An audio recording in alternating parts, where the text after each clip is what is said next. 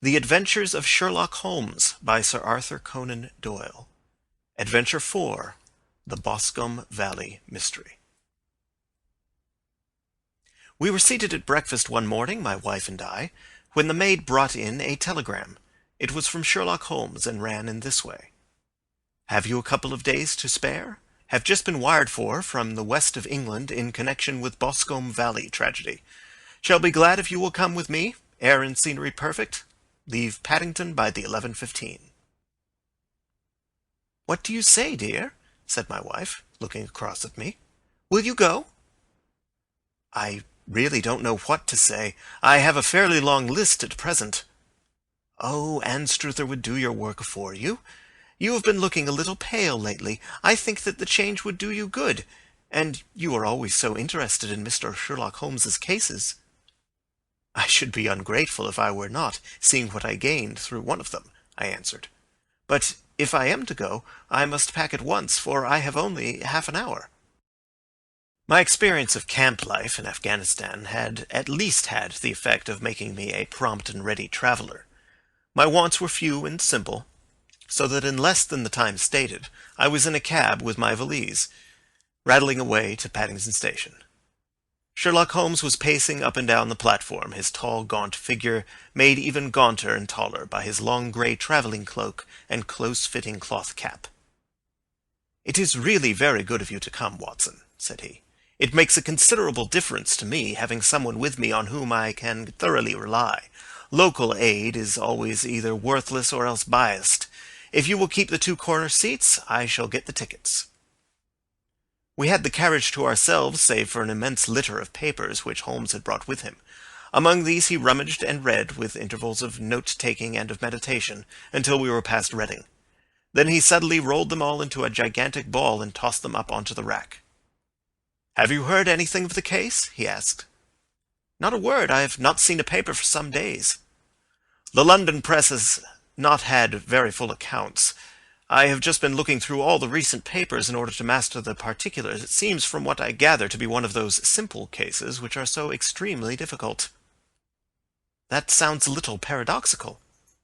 "But it is profoundly true. Singularity is almost invariably a clue. The more featureless and commonplace a crime is, the more difficult it is to bring it home. In this case, however, they have established a very serious case against the son of the murdered man." "It is a murder, then?" "Well, it is conjectured to be so. I shall take nothing for granted until I have the opportunity of looking personally into it. I will explain the state of things to you as far as I have been able to understand it in a very few words. Boscombe Valley is a country district not very far from Ross in Herefordshire. The largest landed proprietor in that part is a Mr. John Turner, who made his money in Australia and returned some years ago to the old country. One of the farms which he held, that of Hatherley, was lent to Mr. Charles McCarthy, who was also an ex-Australian. The men had known each other in the colonies, so that it was not unnatural that, when they came to settle down, that they should do so as near each other as possible. Turner was apparently the richer man, so McCarthy became his tenant, but still remained, it seems, upon terms of perfect equality, as they were frequently together. McCarthy had one son, a lad of 18, and Turner had an only daughter of the same age, but neither of them had wives living. They appear to have avoided the society of the neighbouring English families, and to have led retired lives, though both the McCarthys were fond of sport, and were frequently seen at the race meetings of the neighbourhood. McCarthy kept two servants, a man and a girl. Turner had a considerable household, some half-dozen at the least. That is as much as I have been able to gather about the families. Now for the facts.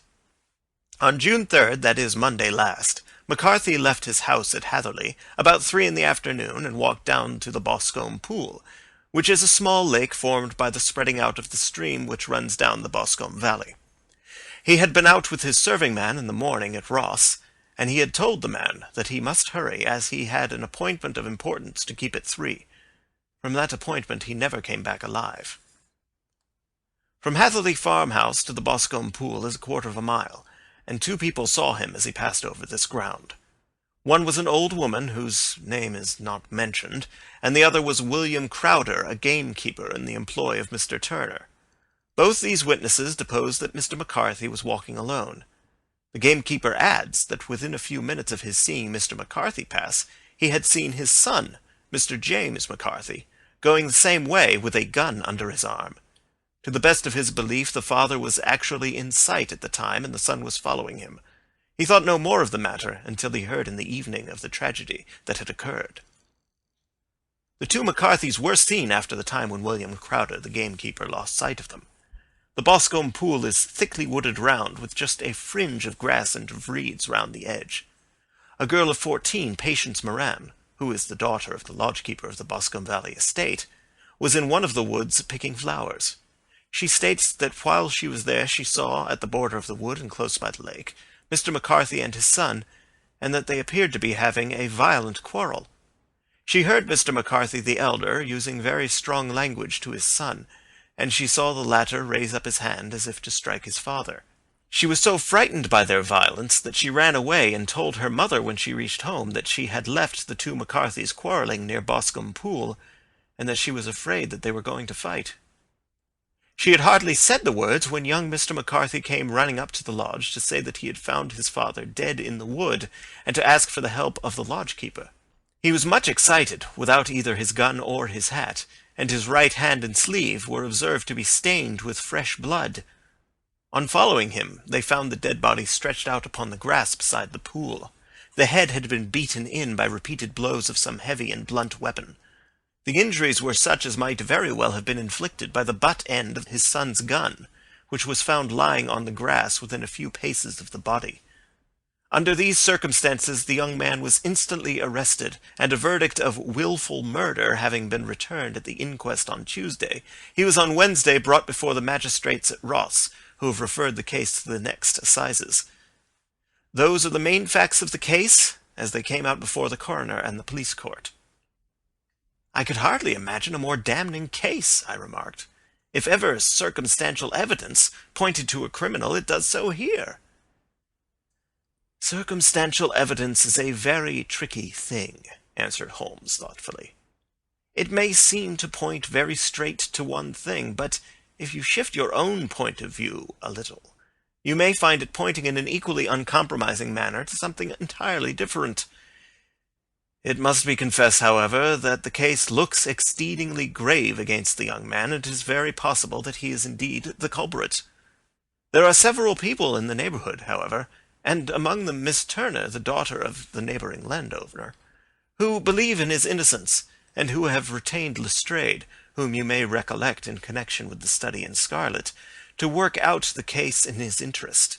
Lestrade, being rather puzzled, has referred the case to me, and hence it is that two middle-aged gentlemen are flying westward at 50 miles an hour, instead of quietly digesting their breakfasts at home." "I am afraid," said I, "that the facts are so obvious that you will find little credit to be gained out of this case." "There is nothing more deceptive than an obvious fact," he answered, laughing.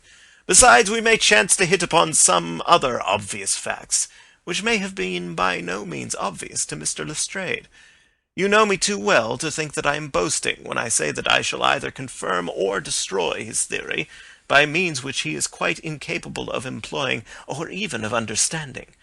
To take the first example to hand, I very clearly perceive that in your bedroom the window is upon the right-hand side, and yet I question whether Mr. Lestrade would have noticed even so self-evident a thing as that." "How on earth—" "My dear fellow, I know you well. I know the military neatness which characterizes you. You shave every morning, and in this season you shave by the sunlight. But since your shaving is less and less complete as we get farther back on the left side, until it becomes positively slovenly as we get round the angle of the jaw, it is surely very clear that that side is less illuminated than the other. I could not imagine a man of your habits looking at himself in an equal light and being satisfied with such a result. I only quote this as a trivial example of observation and inference. Therein lies my métier, and it is just possible that it may be of some service in the investigation which lies before us. There are one or two minor points which are brought out in the inquest and which are worth considering."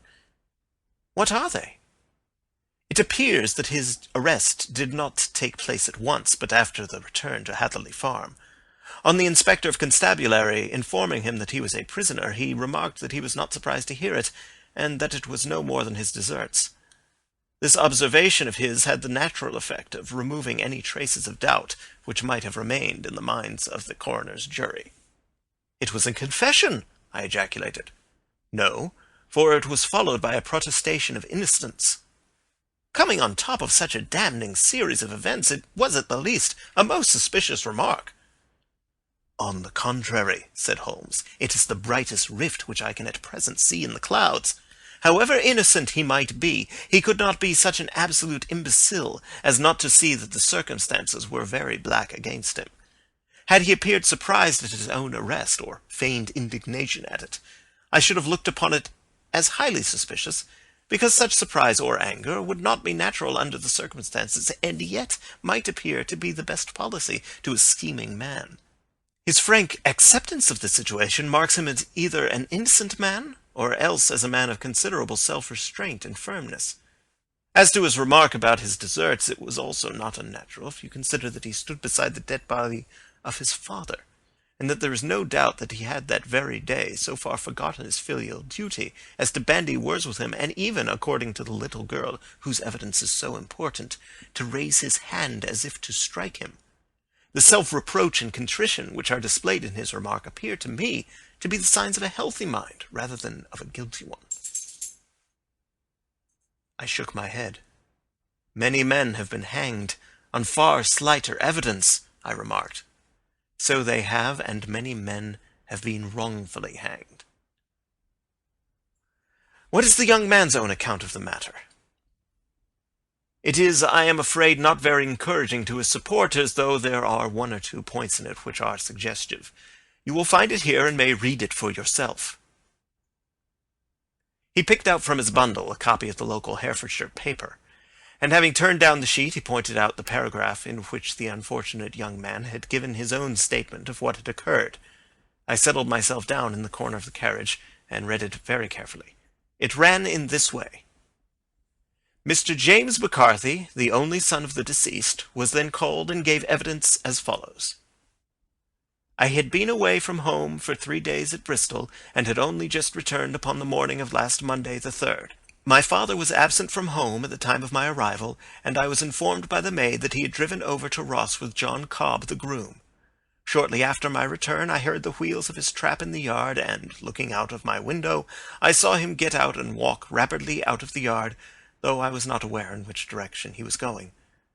I then took my gun and strolled out in the direction of the Boscombe pool with the intention of visiting the rabbit warren which is upon the other side. On my way I saw William Crowder, the gamekeeper, as he had stated in his evidence, but he is mistaken in thinking that I was following my father. I had no idea that he was in front of me. When about 100 yards from the pool I heard a cry of coo-ee, which is an unusual signal between my father and myself. I then hurried forward, and found him standing by the pool. He appeared to be much surprised at seeing me, and asked me rather roughly what I was doing there. A conversation ensued which led to high words and almost to blows, for my father was a man of a very violent temper. Seeing that his passion was becoming ungovernable, I left him and returned towards Hatherley Farm. I had not gone more than 150 yards, however, when I heard a hideous outcry behind me, which caused me to run back again. I found my father expiring upon the ground with his head terribly injured.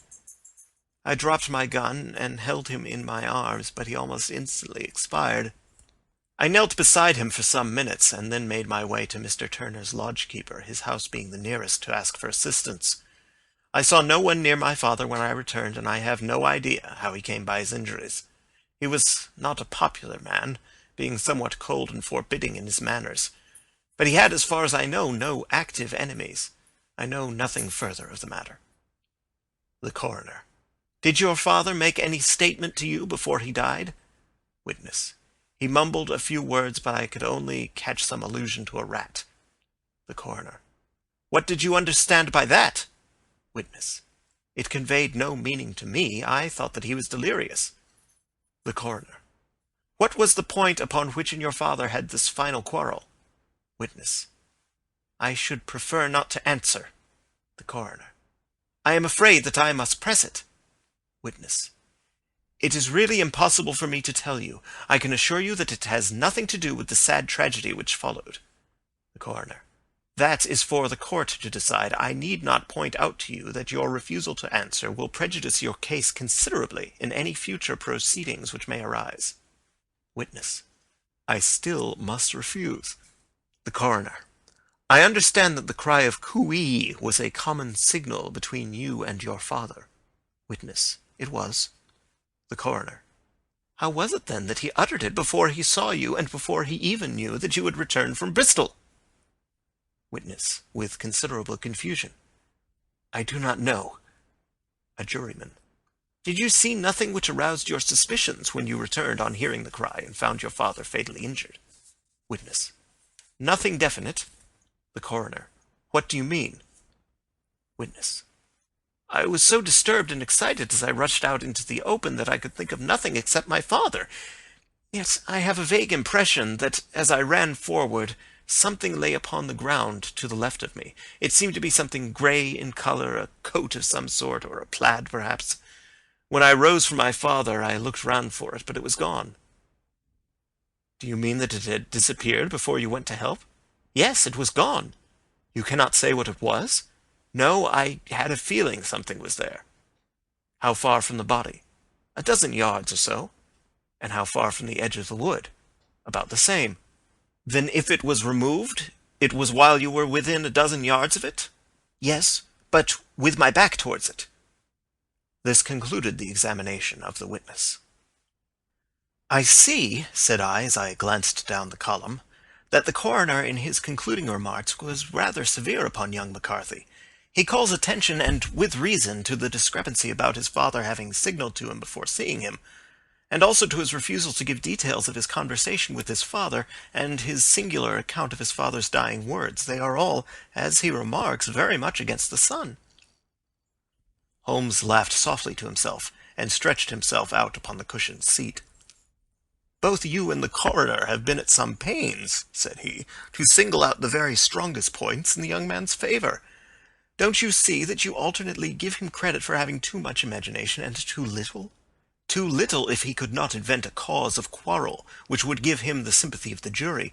Too much if he evolved from his own inner consciousness anything so outré as a dying reference to a rat, and the incident of the vanishing cloth.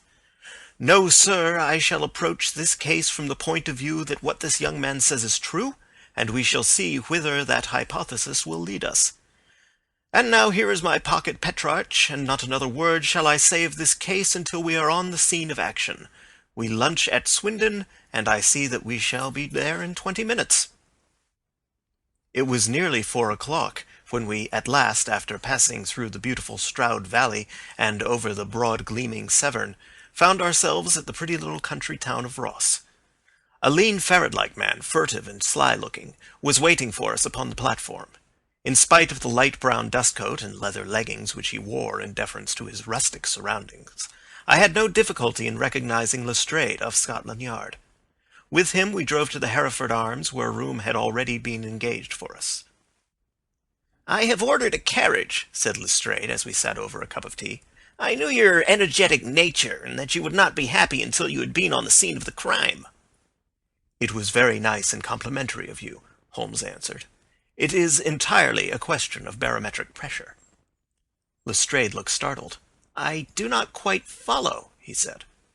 "How is the glass? 29, I see. No wind and not a cloud in the sky.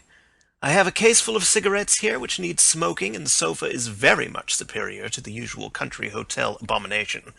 I do not think that it is probable that I shall use the carriage tonight." Lestrade laughed indulgently. "You have no doubt already formed your conclusions from the newspapers," he said. "The case is as plain as a pikestaff, and the more one goes into it, the plainer it becomes. Still, of course, one can't refuse a lady, and such a very positive one, too. She has heard of you, and would have your opinion, though I repeatedly told her that there was nothing which you could do which I had not already done. Why, bless my soul, here is her carriage at the door."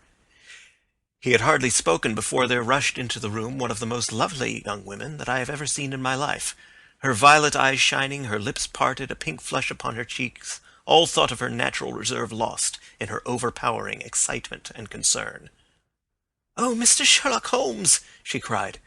glancing from one to the other of us, and finally with a woman's quick intuition fastening upon my companion. "I am so glad that you have come. I have driven down to tell you so. I know that James didn't do it. I know it, and I want you to start upon your work knowing it too. Never let yourself doubt upon that point. We have known each other since we were little children, and I know his faults, as no one else does, but he is too tender-hearted to hurt a fly. Such a charge is absurd to anyone who really knows him." "I hope we may clear him, Miss Turner," said Sherlock Holmes. "You may rely upon my doing all that I can." "But you have read the evidence. You have formed some conclusion. Do you not see some loophole, some flaw? Do you not yourself think that he is innocent?" "I think that it is very probable." "There now," she cried, throwing back her head and looking defiantly at Lestrade. "You hear? He gives me hopes." Lestrade shrugged his shoulders. "I am afraid that my colleague has been a little quick in forming his conclusions," he said. "But he is right. Oh, I know that he is right. James never did it. And about his quarrel with his father, I am sure that the reason why he would not speak about it to the coroner is because I was concerned in it." "In what way?" asked Holmes. "It is no time for me to hide anything. James and his father had many disagreements about me. Mr. McCarthy was very anxious that there should be a marriage between us. James and I have always loved each other as brother and sister, but of course he is young and has seen very little of life yet, well, naturally he did not wish to do anything like that yet, so there were quarrels, and this, I am sure, was one of them." "And your father?" asked Holmes. "Was he in favor of such a union?" "No, he was averse to it also. No one but Mr. McCarthy was in favor of it." A quick blush passed over her fresh young face as Holmes shot one of his keen, questioning glances at her. "Thank you for this information," said he. "May I see your father if I call tomorrow?" "I am afraid the doctor won't allow it." "The doctor?" "Yes. Have you not heard? Poor father has never been strong for years back, but this has broken him down completely.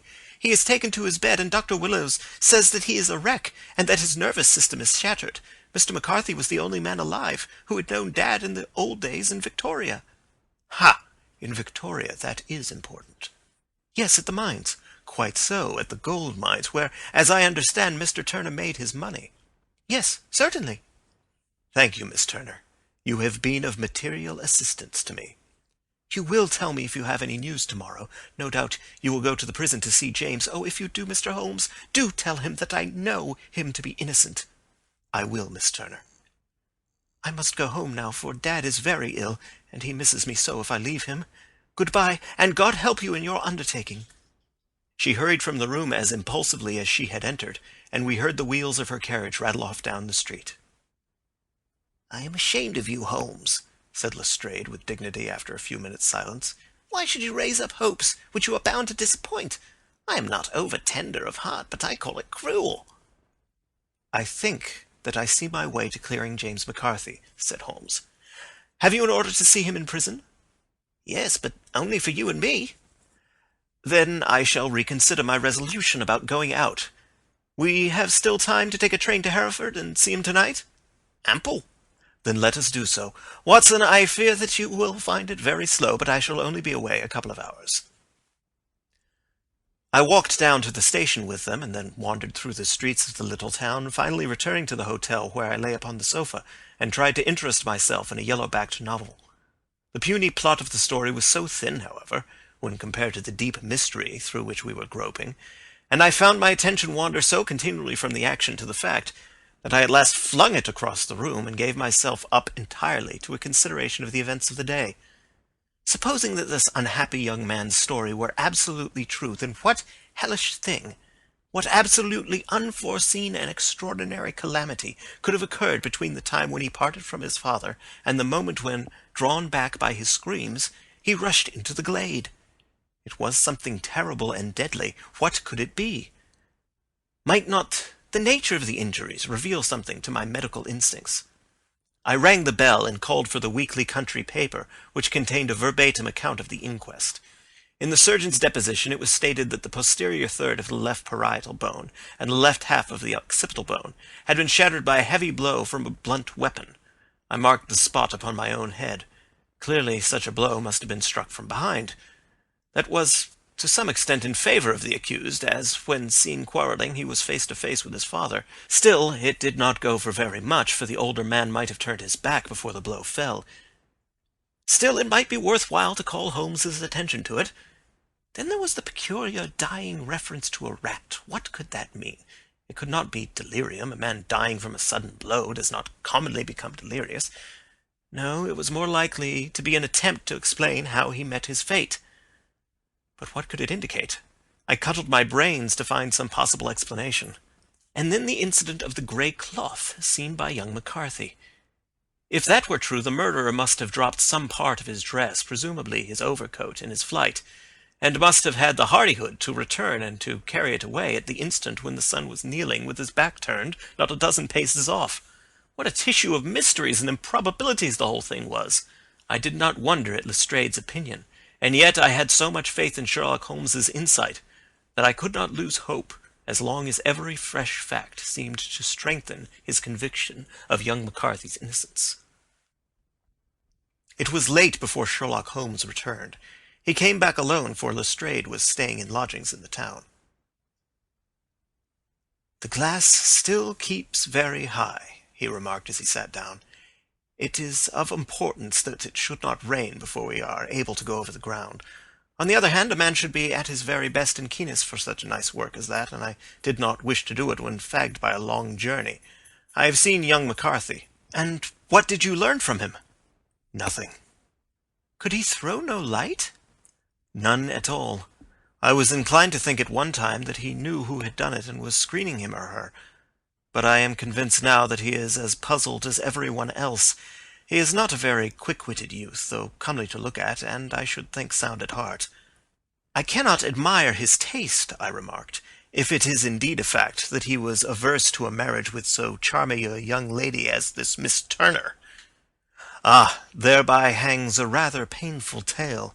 This fellow is madly, insanely in love with her, but some 2 years ago, when he was only a lad, and before he really knew her, for she had been away 5 years at a boarding school, what does the idiot do but get into the clutches of a barmaid in Bristol and marry her at a registry office? No one knows a word of the matter, but you can imagine how maddening it must be to him to be upbraided for not doing what he would give his very eyes to do, but which he knows to be absolutely impossible. It was sheer frenzy of this sort which made him throw his hands up into the air when his father, at their last interview, was goading him on to propose to Miss Turner. On the other hand, he had no means of supporting himself, and his father, who was by all accounts a very hard man, would have thrown him over utterly had he known the truth. It was with his barmaid wife that he had spent the last 3 days in Bristol, and his father did not know where he was. Mark that point. It is of importance. Good has come out of evil, however, for the barmaid, finding from the papers that he is in serious trouble and likely to be hanged, has thrown him over utterly and has written to him to say that she has a husband already in the Bermuda dockyard, so that there is really no tie between them. I think that bit of news has consoled young McCarthy for all that he has suffered." "But if he is innocent, who has done it?" "Ah, who? I would call your attention very particularly to 2 points. One is that the murdered man had an appointment with someone at the pool, and that the someone could not have been his son, for his son was away, and he did not know when he would return. The second is that the murdered man was heard to cry coo-ee before he knew that his son had returned. Those are the crucial points upon which the case depends."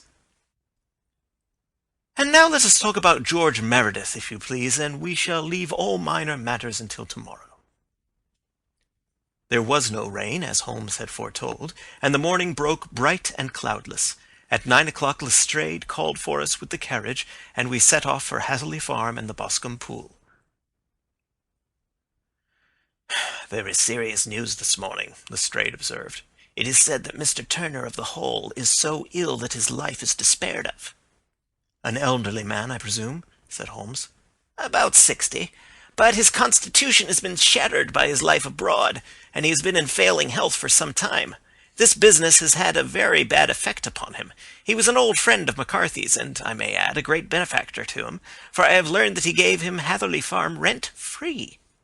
"Indeed, that is interesting," said Holmes. "Oh, yes. In 100 other ways he has helped him. Everybody about here speaks of his kindness to him." "Really?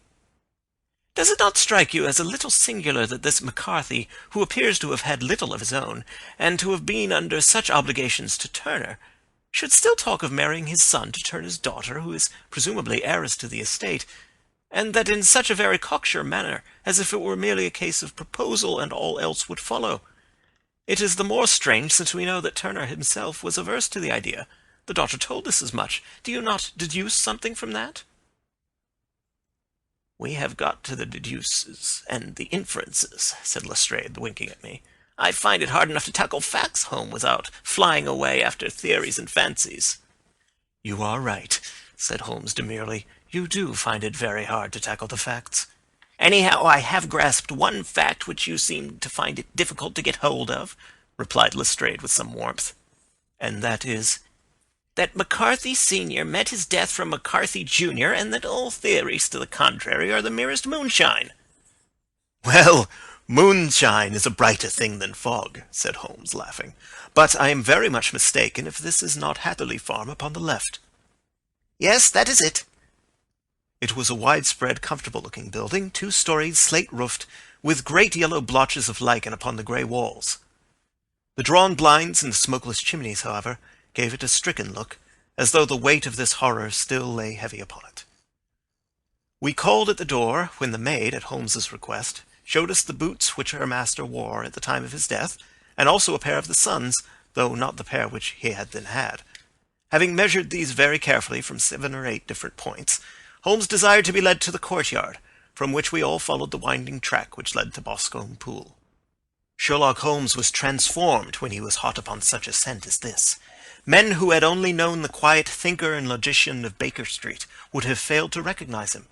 His face flushed and darkened. His brows were drawn into 2 hard black lines, while his eyes shone out from beneath them with a steely glitter.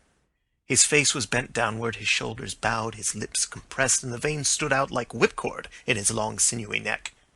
His nostrils seemed to dilate with a purely animal lust for the chase, and his mind was so absolutely concentrated upon the matter before him that a question or remark fell unheeded upon his ears, or at the most only provoked a quick, impatient snarl in reply.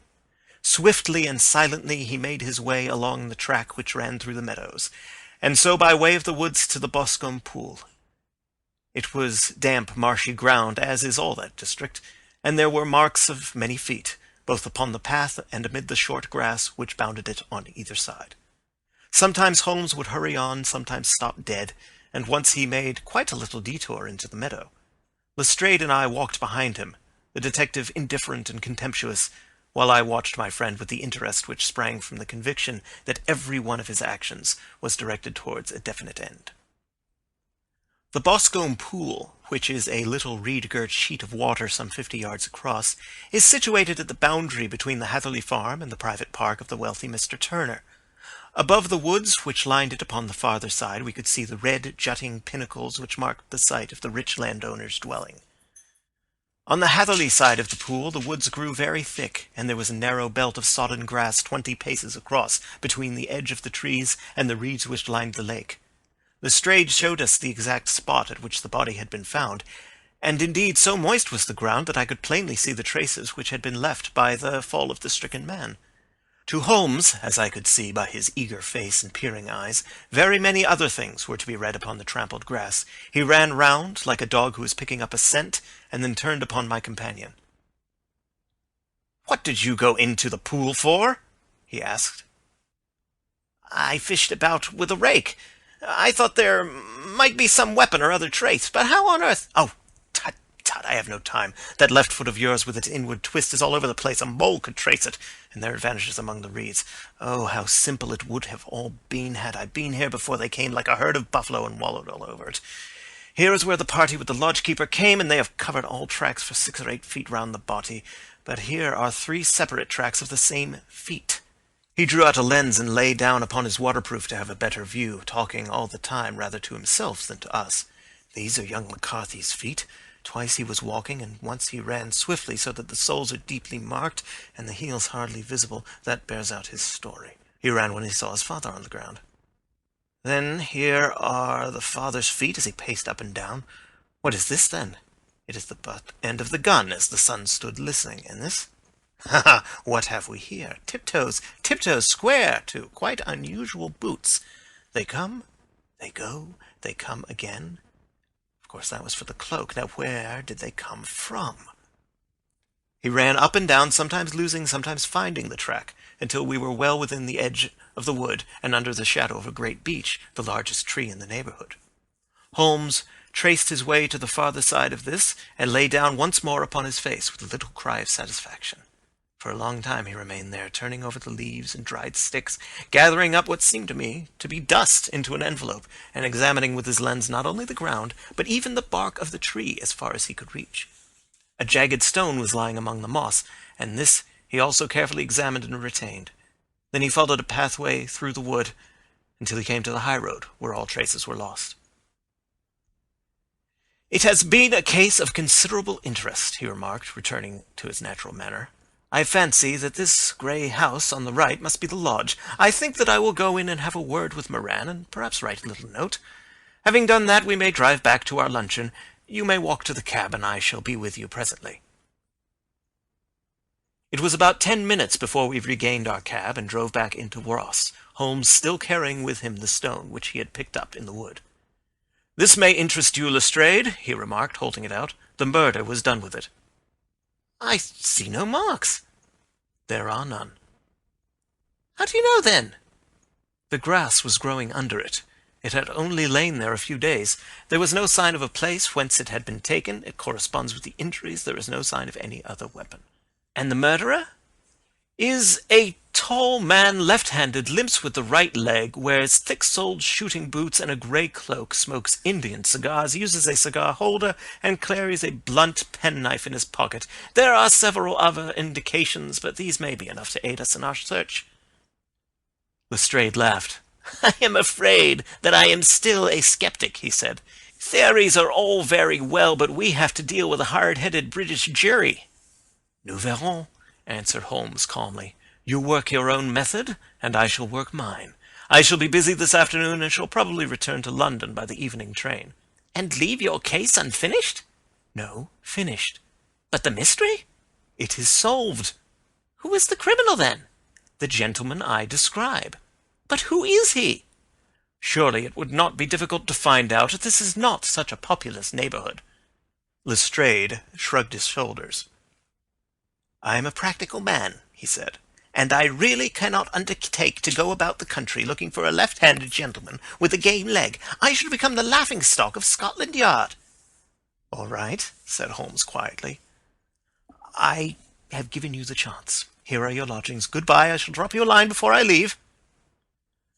Having left Lestrade at his rooms, we drove to our hotel, where we found lunch upon the table. Holmes was silent and buried in thought, with a pained expression upon his face, as one who finds himself in a perplexing position. "Look here, Watson," he said when the cloth was cleared. "Just sit down in this chair, and let me preach to you for a little. I don't know quite what to do, and I should value your advice. Light a cigar, and let me expound." "Pray do so." "Well, now, in considering this case, there are 2 points about young McCarthy's narrative which struck us both instantly, although they impressed me in his favour and you against him. One was the fact that his father should, according to his account, cry "cooey" before seeing him. The other was his singular dying reference to a rat. He mumbled several words, you understand, but that was all that caught the son's ear. Now, from this double point our research must commence, and we will begin it by presuming that what the lad says is absolutely true. What of this cooey, then? Well, obviously it could not have been meant for the son. The son, as far as he knew, was in Bristol. It was mere chance that he was within earshot. The cooey was meant to attract the attention of whoever it was that he had the appointment with. But cooey is a distinctly Australian cry, and one which is used between Australians. There is a strong presumption that the person whom McCarthy expected to meet him at Boscombe Pool was someone who had been in Australia. What of the rat, then? Sherlock Holmes took a folded paper from his pocket and flattened it out on the table. "This is a map of the colony of Victoria," he said. "I wired to Bristol for it last night." He put his hand over part of the map. "What do you read?" "A rat," I read. And now? He raised his hand. Ballarat! Quite so. That was the word the man uttered, and of which his son only caught the last two syllables. He was trying to utter the name of his murderer, so-and-so of Ballarat. "It is wonderful!" I exclaimed. "It is obvious. And now you see I had narrowed the field down considerably. The possession of a grey garment was a third point which, granting the son's statement to be correct, was a certainty. We have come now out of mere vagueness to the definite conception of an Australian from Ballarat with a grey cloak." "Certainly." "And one who was at home in the district, for the pool can only be approached by the farm or by the estate, where strangers could hardly wander." "Quite so." "Then comes our expedition of today. By an examination of the ground I gained the trifling details which I gave to that imbecile Lestrade as to the personality of the criminal." "But how did you gain them?" "You know my method. It is founded upon the observation of trifles. His height I might know that you might roughly judge from the length of his stride. His boots, too, might be told from their traces. Yes, they were peculiar boots. But his lameness? The impression of his right foot was always less distinct than his left. He put less weight upon it. Why? Because he limped. He was lame. But his left-handedness? You were yourself struck by the nature of the injury as recorded by the surgeon at the inquest. The blow was struck from immediately behind, and yet was upon the left side. Now, how can that be, unless it were by a left-handed man? He had stood behind that tree during the interview between the father and son. He had even smoked there. I found the ash of a cigar, which my special knowledge of tobacco ashes enables me to pronounce as an Indian cigar. I have, as you know, devoted some attention to this, and written a little monograph on the ashes of 140 different varieties of pipe, cigar, and cigarette tobacco. Having found the ash, I then looked round and discovered the stump among the moss where he had tossed it. It was an Indian cigar, of the variety which are rolled in Rotterdam. And the cigar holder? I could see that the end had not been in his mouth, therefore he used a holder. The tip had been cut off, not bitten off, but the cut was not a clean one, so I deduced a blunt penknife. "Holmes," I said, "you have drawn a net round this man from which he cannot escape, and you have saved an innocent human life as truly as if you had cut the cord which was hanging him. I see the direction in which all this points. The culprit is—" "Mr. John Turner," cried the hotel waiter, opening the door of our sitting-room and uttering in a visitor. The man who entered was a strange and impressive figure. His slow, limping step and bowed shoulders gave the appearance of decrepitude, and yet his hard, deep-lined, craggy features and his enormous limbs showed that he was possessed of unusual strength of body and of character. His tangled beard, grizzled hair, and outstanding drooping eyebrows combined to give an air of dignity and power to his appearance, but his face was of an ashen white, while his lips and the corners of his nostrils were tinged with a shade of blue. It was clear to me at a glance that he was in the grip of some deadly and chronic disease. "Pray sit down on the sofa," said Holmes gently. "You had my note?" "Yes, the lodge-keeper brought it up. You said that you wished to see me here to avoid scandal." "I thought people would talk if I went to the hall." "And why did you wish to see me?" He looked across at my companion with despair in his weary eyes, as though his question was already answered. "Yes," said Holmes, answering the look rather than the words. "It is so. I know all about McCarthy." The old man sank his face in his hands. "God help me!" he cried. "But I would not have let the young man come to harm. I give you my word that I would have spoken out if it went against him at the assizes."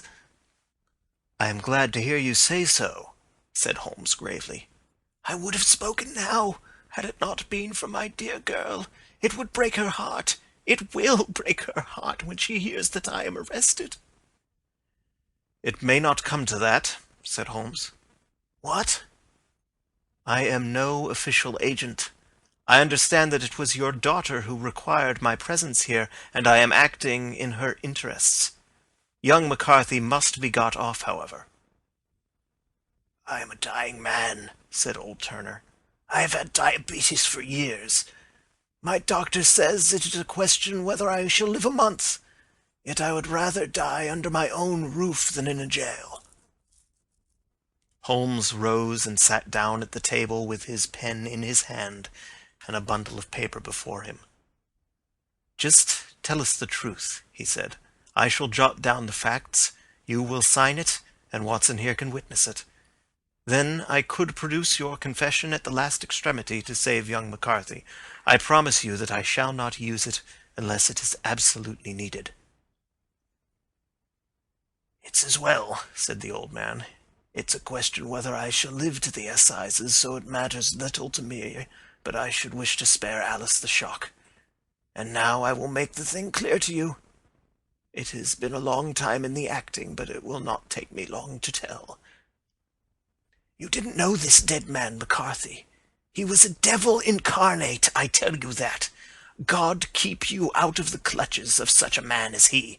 His grip has been upon me these 20 years, and he has blasted my life. I'll tell you first how I came to be in his power. It was in the early 60s at the diggings. I was a young chap then, hot-blooded and reckless, ready to turn my hand at anything. I got among bad companions, took to drink, had no luck with my claim, took to the bush, and in a word became what you would call over here a highway robber. There were 6 of us, and we had a wild, free life of it, sticking up a station from time to time, or stopping the wagons on the road to the diggings. Black Jack of Ballarat was the name I went under, and our party is still remembered in the colony as the Ballarat Gang. One day, a gold convoy came down from Ballarat to Melbourne, and we lay in wait for it and attacked it. There were 6 troopers and 6 of us, so it was a close thing, but we emptied 4 of their saddles at the first volley. 3 of our boys were killed, however, before we got the swag. I put my pistol to the head of the wagon driver, who was this very man McCarthy. I wished to the Lord that I had shot him then, but I spared him, though I saw his wicked little eyes fixed on my face as though to remember every feature. We got away with the gold, became wealthy men, and made our way over to England without being suspected. There I parted from my old pals and determined to settle down to a quiet and respectable life.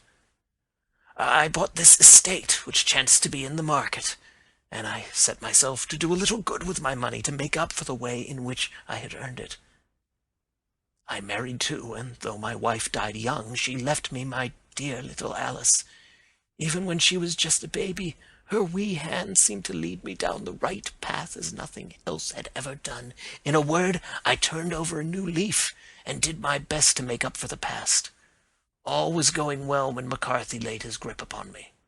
I had gone up to town about an investment, and I met him in Regent Street with hardly a coat to his back or a boot to his foot. "Here we are, Jack," says he, touching me on the arm. "We'll be as good as a family to you. There's 2 of us, me and my son, and you can have the keeping of us. If you don't, it's a fine, law-abiding country is England, and there's always a policeman within hail." Well, down they came to the West Country. There was no shaking them off, and there they have lived rent-free on my best land ever since. There was no rest for me, no peace, no forgetfulness. Turn where I would, there was his cunning, grinning face at my elbow. It grew worse as Alice grew up, for he soon saw I was more afraid of her knowing my past than of the police. Whatever he wanted he must have, and whatever it was I gave him, without question. Land, money, houses, until at last he asked a thing which I could not give. He asked for Alice. His son, you see, had grown up, and so had my girl. And as I was known to be in weak health, it seemed a fine stroke to him that his lad should step into the whole property. But there I was firm. I would not have his cursed stock mixed with mine. Not that I had any dislike to the lad, but his blood was in him, and that was enough. I stood firm. McCarthy threatened. I braved him to do his worst. We were to meet at the pool midway between our houses to talk it over. When I went down there, I found him talking with his son, so I smoked a cigar and waited behind a tree until he should be alone. But as I listened to his talk, all that was black and bitter in me seemed to come uppermost. He was urging his son to marry my daughter with as little regard for what she might think, as if she were a slut from off the streets. It drove me mad to think that I, and all that I held most dear, should be in the power of such a man as this. Could I not snap the bond? I was already a dying and desperate man. Though clear of mind and fairly strong of limb, I knew that my own fate was sealed. But my memory and my girl both could be saved if I could but silence that foul tongue. I did it, Mr. Holmes. I would do it again. Deeply as I have sinned, I have led a life of martyrdom to atone for it. But that my girl should be entangled in the same meshes which held me was more than I could suffer. I struck him down with no more compunction than if he had been some foul and venomous beast. His cry brought back his son, but I had gained the cover of the wood, though I was forced to go back to fetch the cloak which I had dropped in my flight. That is the true story, gentlemen, of all that occurred. Well, it is not for me to judge you, said Holmes, as the old man signed the statement which had been drawn out. I pray that we may never be exposed to such a temptation. I pray not, sir. And what do you intend to do? In view of your health? Nothing. You are yourself aware that you will soon have to answer for your deed at a higher court than the assizes. I will keep your confession, and if McCarthy is condemned, I shall be forced to use it. If not, it shall never be seen by mortal eye, and your secret, whether you be alive or dead, shall be safe with us. Farewell, then, said the old man solemnly. Your own deathbeds, when they come, will be the easier for the thought of the peace which you have given to mine. Tottering and shaking in all his giant frame, he stumbled slowly from the room. God help us, said Holmes after a long silence. Why does fate play such tricks with poor, helpless worms? I never hear of such a case as this that I do not think of Baxter's words and say, there, but for the grace of God, goes Sherlock Holmes. James McCarthy was acquitted at the assizes on the strength of a number of objections which had been drawn out by Holmes and submitted to the defending counsel. Old Turner lived for 7 months after our interview, but he is now dead, and there is every prospect that the son and daughter may come to live happily together in ignorance of the black cloud which rests upon their past. End of Adventure 4, The Boscombe Valley Mystery.